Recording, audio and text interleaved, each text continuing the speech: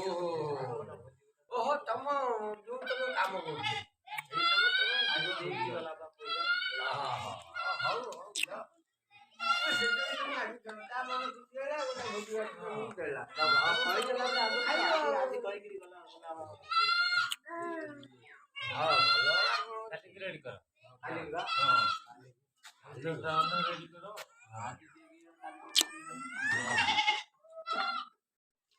ଦେଖନ୍ତୁ ଇଏ ହେଉଛି ଗଙ୍ଗଶିଉଳି ଗଛ।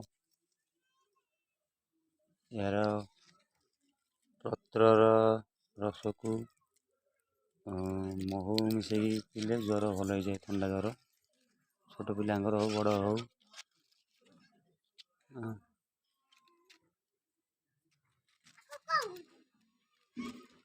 ଚାରି ପାଞ୍ଚଟା ପତ୍ର ନେଇଯିବା, ଦଳିକି ରସ ବାହାର କରିକି ଠୋପାଏ ମହୁ ପକାଇକି ପିଇଲେ, କିମ୍ବା ବଡ଼ ଲୋକଙ୍କ ଗୋଲମରିଚ ପକାଇକି ପିଇବେ, ଏ ପତ୍ରରେ ଜ୍ୱର ଭଲ ହେଇଯିବ। ଗଙ୍ଗଶିଉଳି ଭାଇ ଗଛ, ଦେବଦାରୁ ଫୁଲ,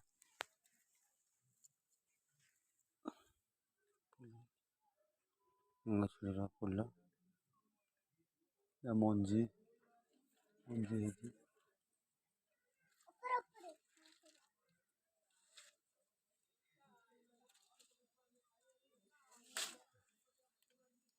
ମଞ୍ଜି ବହୁତ ଉପକାରୀ ଜିନିଷ। ଏଥିରେ ଆଣ୍ଟିବାୟୋଟିକ୍ ଅଛି, ଏଥିରେ ରୋଗ ପ୍ରତିରୋଧକ ଶକ୍ତି ଅଛି। ଥଣ୍ଡା କାଶ ଜ୍ୱରର ୟାକୁ ବ୍ୟବହାର କରିବେ, କିଛି ଅସୁବିଧା ନାହିଁ, ଭଲ ହେଇଯିବ।